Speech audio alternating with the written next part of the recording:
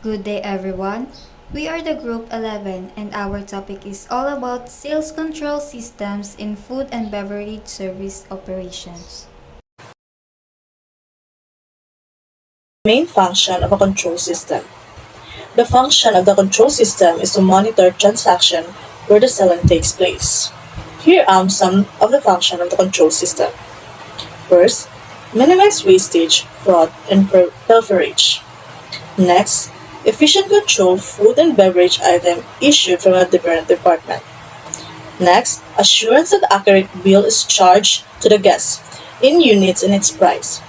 Next, monitor operational costs to meet revenue goals. Last, breakdown of sales and income. Knowing the sales performance is very relevant, an appropriate control system is therefore essential. Control system or checking system refers to the order taking and billing methods of the food and beverage service operation. In general, food and beverage sales are monitored through kitchen order ticket or KOT and beverage order ticket or BOT.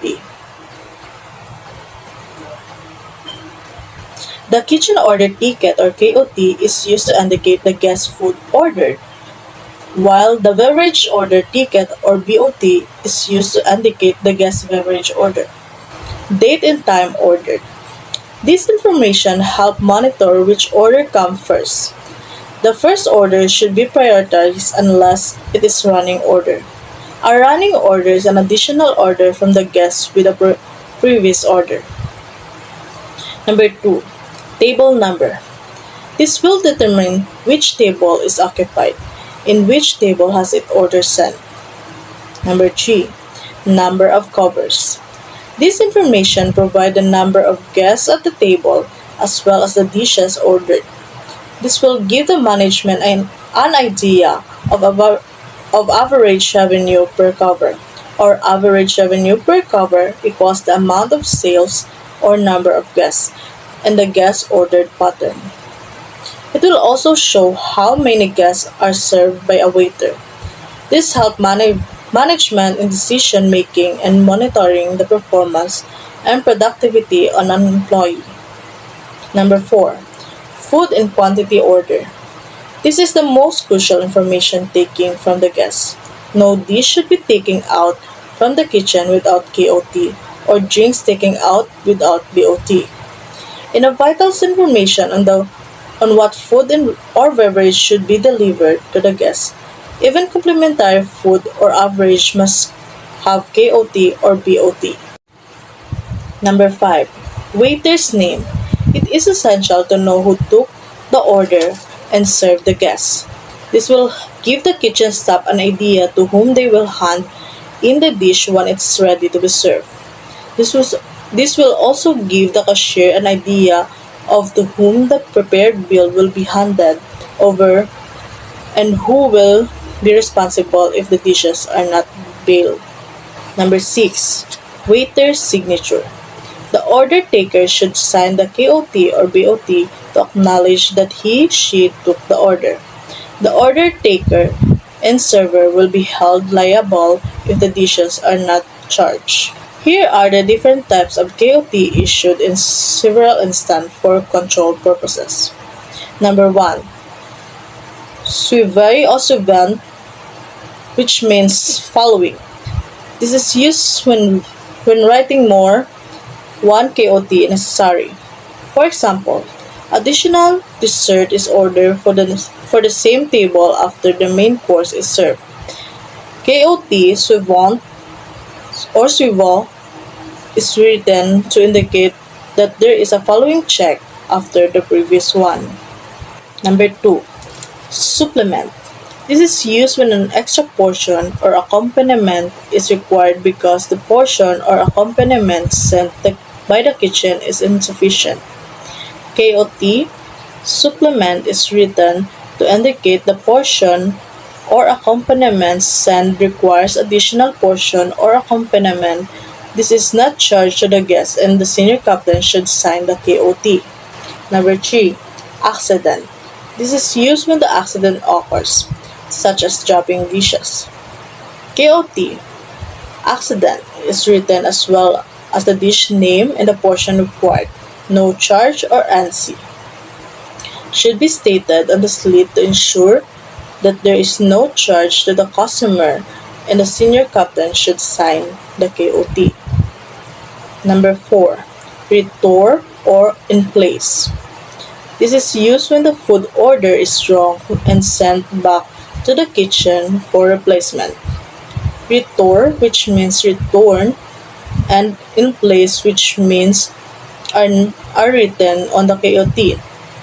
The price is also indicated together with the order.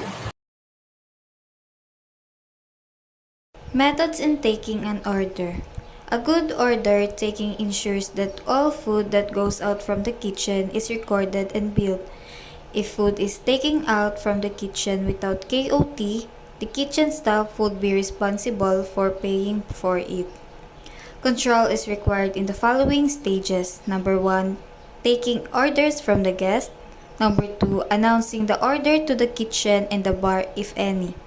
Number 3, picking up and checking if the order is complete and ready on time. Number 4, serving the correct meal order. Number 5, issuing the correct bill. Number 6, issuing the correct change if any. Order taking has the following functions. It informs the kitchen staff what dishes are to be prepared. The service staff would know which dish should be served to which guest. The billing staff should be able to charge what is being served and consumed by the guest. The auditing staff should be able to see when and what food is served and who served the dishes. Primary method of recording food and beverages. Service order. The guest pays immediately once the order is taken. In this system, control over the food and cash is highly ensured. Examples are bar and takeaway service. So in this method, the guests are responsible to pay immediately once they receive their order.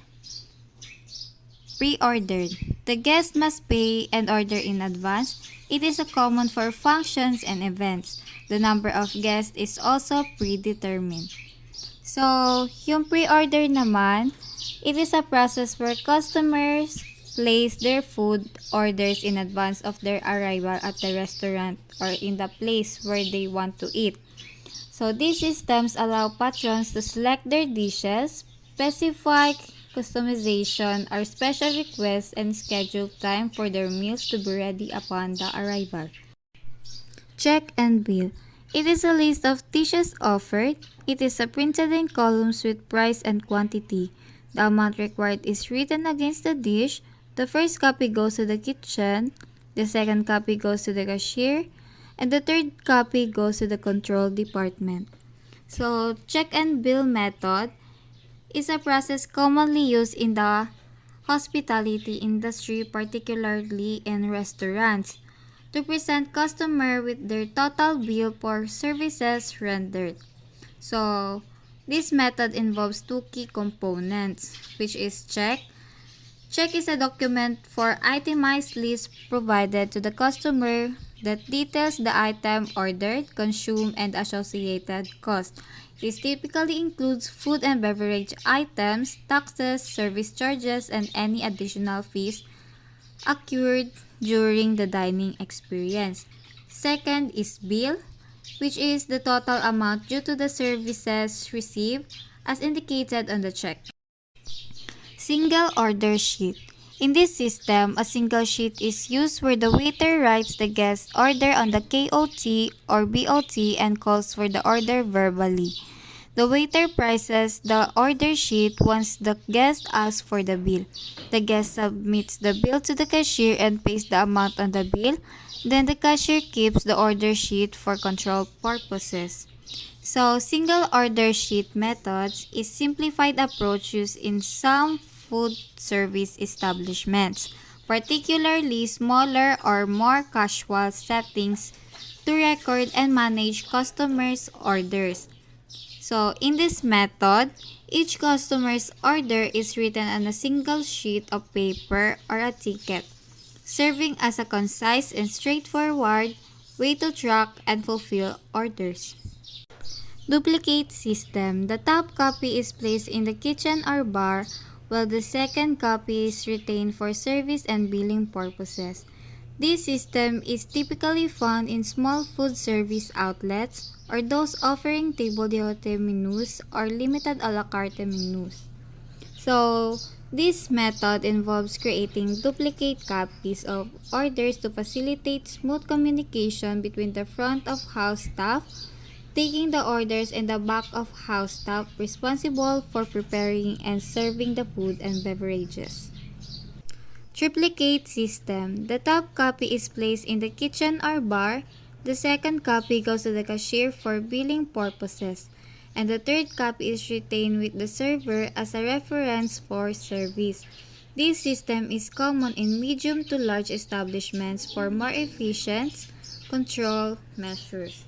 So, in this method, each order or transactions is documented on triplicate copies, providing detailed records for various departments within the establishment. Order taking methods. Number 1. Manual system. Records are done by hand. Transactions are handwritten in duplicate or a triplicate check is used in taking the guest orders. So, a manual system, it is refers to a method of managing or operating processes, tasks, or activities without the use of automation or technology. In a manual system, all tasks are performed by hand or through physical means such as paper-based records. Automated system. Both software and hardware are used for different applications such as control monitoring system, data security, and the like. This provides several advantages such as eliminating human error, improving productivity, standardized operations, and better management and logging. Among the automated systems used in food service outlets are the following. So, ang automated system naman, it is a method of managing or operating processes, tasks, or activities using technology and machinery to perform tasks that would otherwise be done manually. So, sa automation involves the use of computer programs, software applications, and machines to streamline and optimize workflows to reduce human intervention and improve efficiency and accuracy in various operations. Pre-checking. Waiters have a pre-assigned login numbers to access the machine. Orders are entered to a preset and pre-priced keyboard and printed out in a duplicate. One copy is given to the kitchen or bar and the other copy serves as the sales check. The machine generates a series of numbers used as a reference for checking. Electronic cash register. It is a mechanical device that can help calculate and record sales transactions to reduce clerical errors and printed receipts for the guest bill. There is an attached drawer that opens only after sales to reduce the risk of cash pilferage. So, yung electronic cash register or ECR, it is a device na ginagamit ng mga nagnenegosyo tulad sa retail upang mag-process ng mga transactions sa pagbili and also to calculate and to give the receipt for the customers. Electronic handheld order pads. Every waiter has an electronic handheld order pad. This order pad discloses the waiter's identity. It is wireless. All entered orders from the order pads are networked to the cashier and the kitchen. The order button is pressed to transmit the order to the cashier and kitchen terminal. So, electronic handheld order pads, it is a digital device used in the restaurant industry to take and transmit customers' order wirelessly to the kitchen or bar. So, this device have replaced the traditional pen and paper method with advanced technology for more efficient and accurate order processing. Point of sale or POS control system. Data are available to various terminals that can be accessed in different output units. Each terminal has touchscreen monitors, magnetic strip readers, and others have barcode. The system is integrated. What is posted in the guest bill will automatically appear in the kitchen for the display of orders, or it can be printed in the kitchen. Alcoholic beverage order. Alcoholic drinks are served in hotels, in a bar, or other areas. Some restaurants, rooms, or lounge also offer alcoholic beverages. Beverage order ticket or BOT is used in taking the order of drinks, which can be in a duplicate or triplicate copy. Procedures go to the same with the KOT, except that BOT goes to the bar rather than the kitchen. The other taker should be acknowledgeable in taking orders by indicating the measures. Wines are sold per bottle, carafe, or glass. Spirits are sold in the different terms. Some use peg, small, large, double, and so on. The drinks order are written in the BOT together with their measures. For beverage orders, a signed bin number from the seller is used in writing wine orders on the BOT. Each wine category has a bin card that contains information such as bin number, address of the supplier, maximum stock level, reorder level, opening balance, receipts, and closing balance.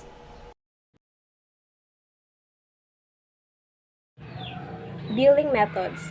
Food and beverages consumed by the guests are billed. It is a service staff responsible to check the bill before hanging it out to the guest. The staff should check the following. All dishes served to the guests are billed. The total amount is correct and not overwritten. The data and number of the cover are accurate. For computerized billing, the total amount will automatically compute and appear. However, this dish order and entire should be double-checked. The following are the 7 basic billing methods used in food service operation. Bell as check.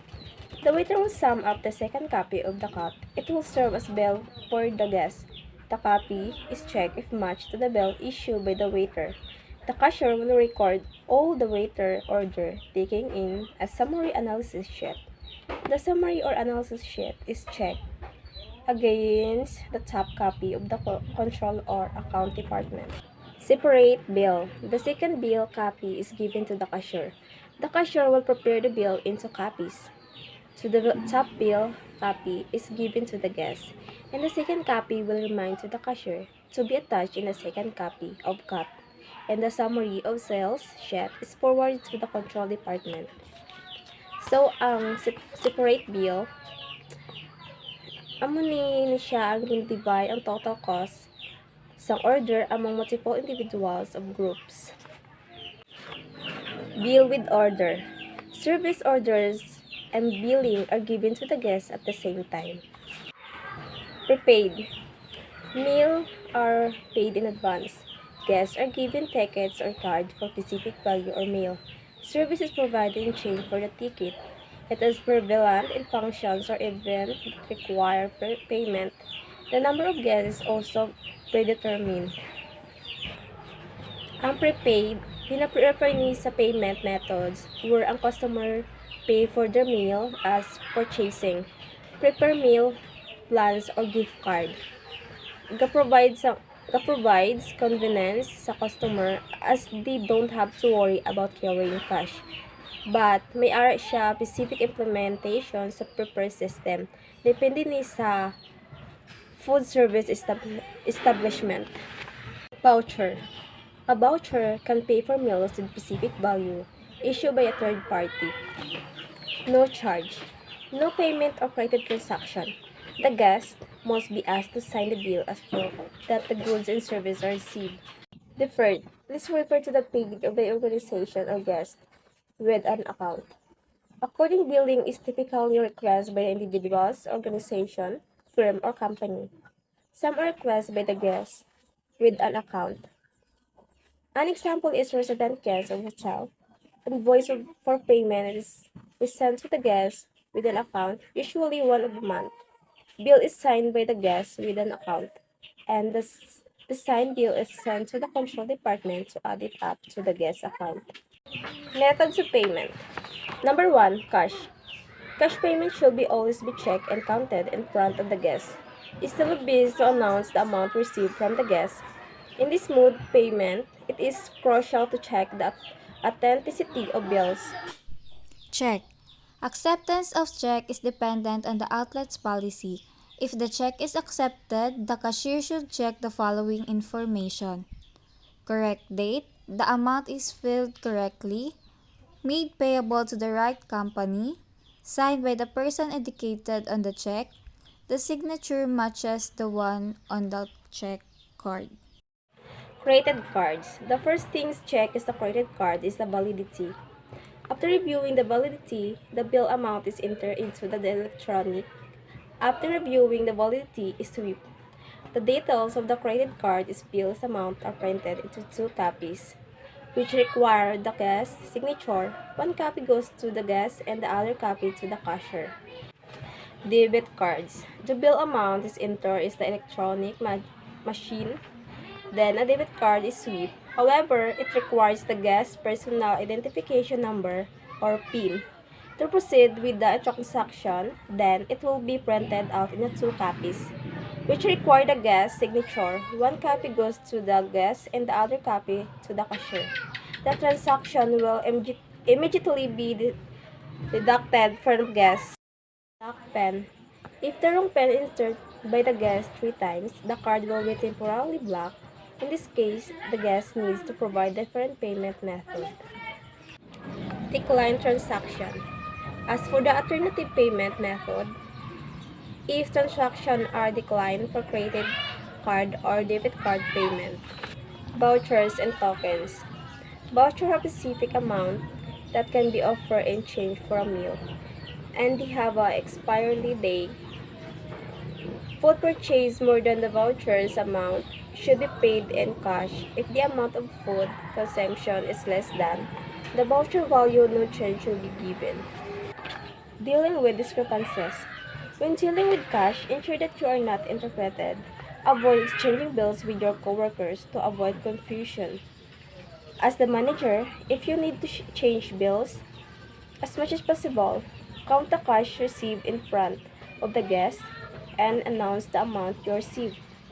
Ensure to check banknotes for forgeries.